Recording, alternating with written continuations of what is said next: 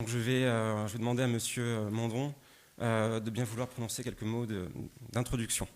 Merci.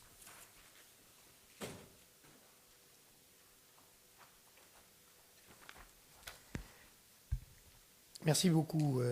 Monsieur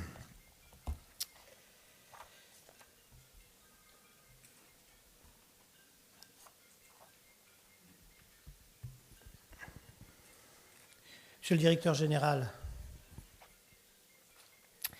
Monsieur l'ambassadeur, Mesdames, Messieurs les représentants des ambassades du Mexique en France et de France au Mexique, Mesdames, Messieurs les directeurs généraux, Mesdames et Messieurs les présidents, recteurs d'universités, responsables d'enseignement supérieur et d'organismes de recherche, Monsieur le Président de la CPU, Mesdames, Messieurs les directeurs, Mesdames, Messieurs les chefs d'entreprise et représentants du monde économique, dont je me réjouis tout particulièrement de la présence ce matin, Mesdames et Messieurs, et pour beaucoup d'entre vous, chers amis. Je vais d'abord vous dire combien, évidemment, je me réjouis d'accueillir dans ces lieux Monsieur Cabrero et la nombreuse délégation mexicaine. Je crois qu'il y a environ une 80 personnes. Et je me félicite aussi de ce deuxième forum franco-mexicain de recherche et de l'innovation qui se tient aujourd'hui, après celui de Mexico en 2013, et qui prolonge les travaux lancés l'an dernier lors de la visite de M. Cabrero à Paris au début du mois de juin. Je vous remercie chaleureusement pour l'organisation conjointe de cette manifestation, qui montre ainsi la place accordée au progrès des connaissances et à son impact sur nos sociétés, et surtout à l'importance de cette dimension dans la relation entre la France et le Mexique. Je dois saluer la forte mobilisation des acteurs mexicains et français de l'enseignement supérieur et de la recherche, comme en témoigne la signature, lors de ce forum, de 23 accords, lettres d'intention ou conventions entre établissements des deux pays. Ce nombre important montre l'attachement partagé de la France et du Mexique aux enjeux précités.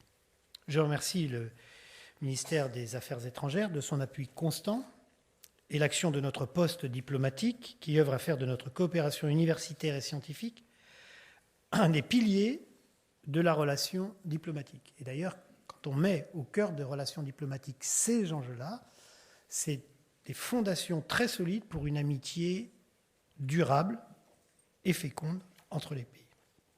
Je remercie aussi, bien sûr, l'ensemble des participants de ce forum qui, au quotidien, font vivre et prospérer la relation scientifique entre les deux pays et créent des conditions extrêmement favorables pour les projets ambitieux et novateurs, car il n'est de coopération réussie et vivante que si, à côté de grands accords cadres un peu institutionnels, chaque jour, au quotidien, les toiles sont tissées par des très nombreuses micro-initiatives qui donnent tout son sens à ce rapprochement et cette coopération.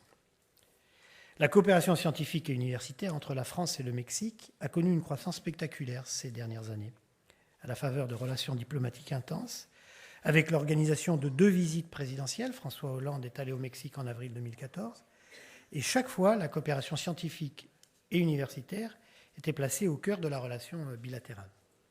Au cours de ces 2 visites, ce sont au total plus de 150 accords entre gouvernements et entre établissements qui auront été signés. Un record en la matière, en tout cas pour la France.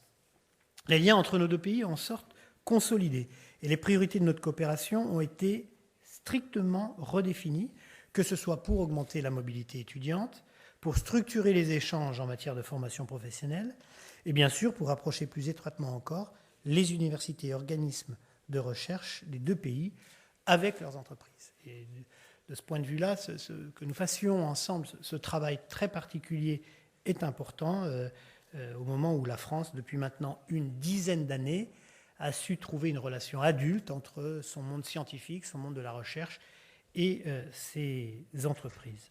Les premiers résultats se font déjà sentir, avec une augmentation spectaculaire de la mobilité des étudiants mexicains vers la France. Entre janvier et avril 2015, le nombre d'étudiants mexicains venus faire leur master en France a augmenté de 55% par rapport à la même période de 2014.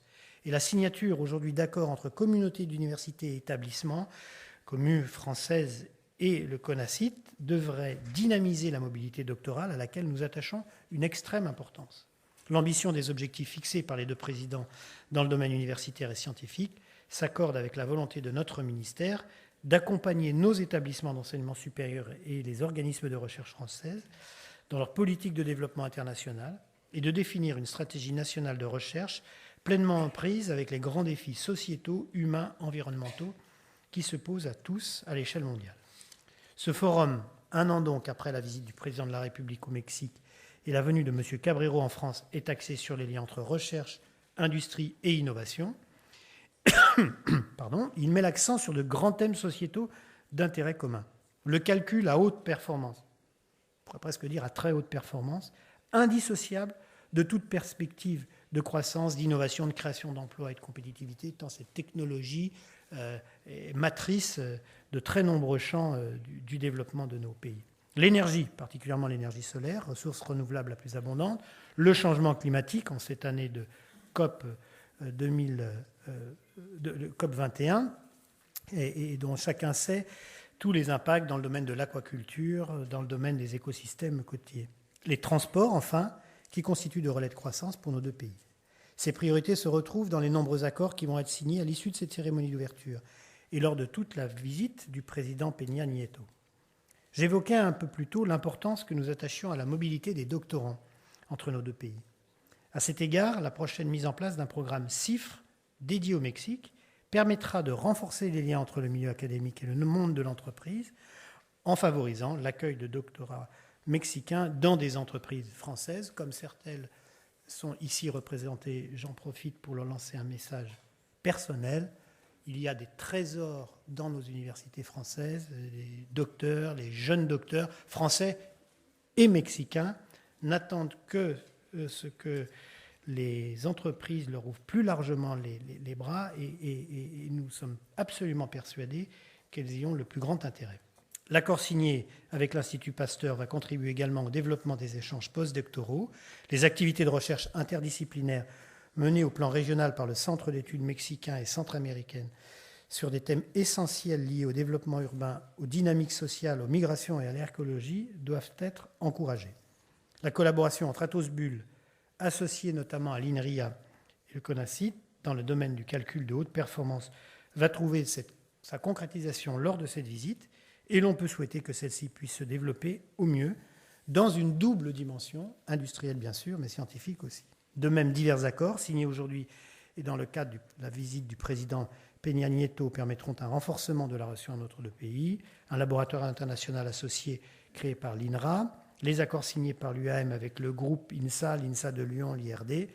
Plus généralement, notre coopération se trouve renforcée à travers la signature de textes structurants, comme le nouvel accord entre l'Agence spatiale mexicaine et le CNES sur l'observation des océans, la lettre d'intention entre le CNRS, l'UNAM et le CONACYT visant à transformer le LIA, Laboratoire international associé, pardon pour ces sigles pour nos invités, le laboratoire international associé de mathématiques existante en unité mixte internationale, la lettre d'intention entre le CNRS, le CNES, ex-Marseille Université, l'UNAM, le CONACYT pour l'installation d'un télescope en Basse-Californie utilisé dans le cadre de la mission franco-chinoise SVOM, étude des rayons gamma dans l'espace, enfin l'accord cadre entre l'IRD et l'UNAM. Ce foisonnement d'accords souligne combien les acteurs mexicains et français sont désireux de travailler ensemble, combien l'appétence diplomatique entre nos deux pays traduit la volonté des acteurs de terrain. Ce forum constitue aujourd'hui une belle opportunité de donner une densité encore plus grande à notre relation dans le domaine de la formation, de la recherche et de l'innovation. Je remercie à nouveau le Dr Cabrera de son engagement constant, déterminé et chaleureux dans cette dynamique. Je vous remercie.